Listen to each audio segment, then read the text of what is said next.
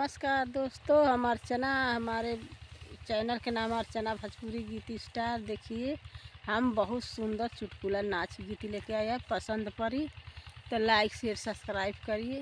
और जैसे इतना तक हम लोग पहुँचाया है, वैसे थोड़ा थोड़ा आप लोग देखेगा तो हमारा भी आगे बढ़ जाएगा। देखिए, ये गीत विद्या गोरखपुर के चैनल पर जा रहा है। बहुत प्यारा प्यारा उस पर गीत जा रहा है। हेलो दोस्त, नमस्ते। हमारे चैनल का नाम है, हमारा नाम है विद्या। हमारे चैनल का नाम है विद्या गोरखपुर। विद्या नाम है, विद्या गोरखपुर चैनल का नाम रखे हैं। आप लोग करौआ नाच गीत जा रहा है। अगर अच्छा लगी तो आप लोग सपोर्ट करिए, आगे बढ़ाइए। आप प्यारा सा कमेंट आप लोग करके, कमेंट नहीं कर, आप लोग कमेंट करिए। निबिया कटाई द पिया पतावा जहर बा। निबिया कटाई द पिया पतावा जहर बा। पतावा जहर बा हो पतावा जहर बा। निबिया कटाई द पिया पतावा जहर बा। निबिया कटाई द पिया पतावा जहर बा। नदी पटाई द पिया हम से बैर बा।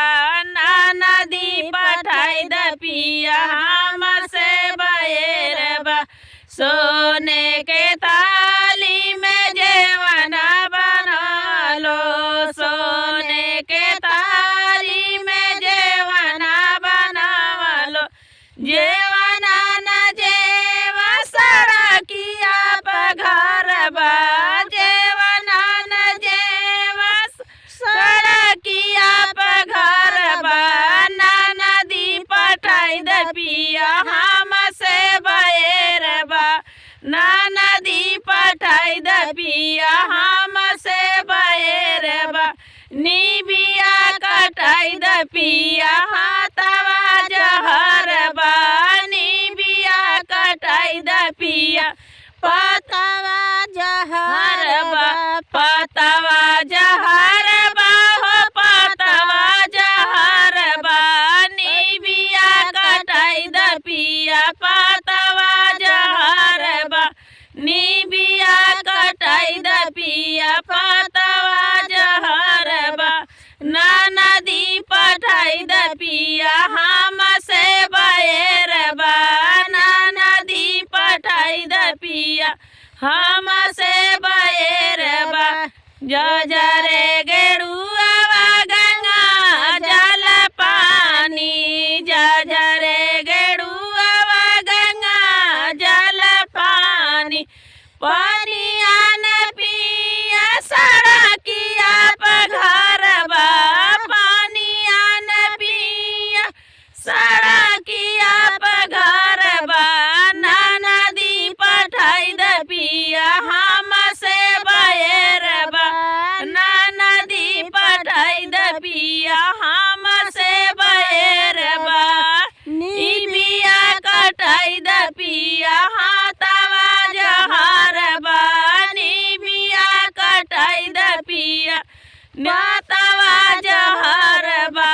पतावा जहर बा हो पतावा जहर बा। निबिया कटाई द पिया पतावा जहर बा।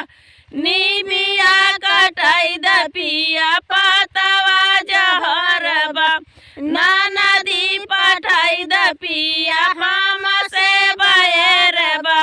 नदी पटाई द पिया हम से बैर बा। फूलवाही चुनी चुनी से जिया लगावलो। फूलवाही चुनी चुनी से जिया लगावलो। से जिया न सोवा सड़किया घर बा। से जिया न सोवा